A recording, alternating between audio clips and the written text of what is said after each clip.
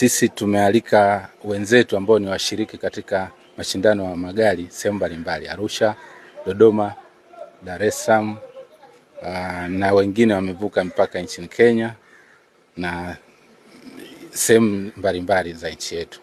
Kwa kulingana na jukumu letu hilo la mashindano ya magari, tumeona tusishie hapo kwa siku ya Valentine, ikiwa ni siku special kwa wapendanao. Tumeona ni vema tukaweka na vitu vingine ambavyo vinafaa katika kuongeza mvuto wa mashindano yetu hayo ya magari. Tunatarajia kwamba mpaka sasa Meja Semunyu ambao ni promoter wa ngumi anaendelea kuandaa mabox ambao, kwa kuwa watu wa Chunya wanapenda ngumi na wanapenda starehe, na hiyo ni sehemu ya starehe ya Valentine, atatuletea mabondia ambao ni wazuri, ambao tunashirikiana na uongozi wa halmashauri ya Chunya kwa ajili ya kumanage hili, ambao ni washirika pamoja na washirika wenzetu wa NMB ambao tuko kwenye hatua za mwisho katika maandalizi haya. Kwa hiyo tunawakaribisha wadau wote ambao wanapenda mchezo wa magari, drifti na namna ya uendeshaji pamoja na jogging na mchezo mingine ambayo inapatikana. Katika hiyo siku ya tarehe 14 mwezi wa pili, Valentine Day, tunaamini tutapata watu wengi sana ambao kutakuwa na baadhi ya mambo tofauti ambayo kila mtu atakayekuwepo eneo hilo atafurahia uwepo wake. Kwa hiyo tumeamua tuichague siku hiyo kutokana na hiyo siku yenyewe imejiweka katika mazingira hayo. Kwa hiyo tunatamani tufanye michezo mingi na tutafanya michezo mingi, lakini kubwa zaidi ni hii ya Chunya Drifting Event ambayo itafanyika tarehe 14 mwezi wa pili.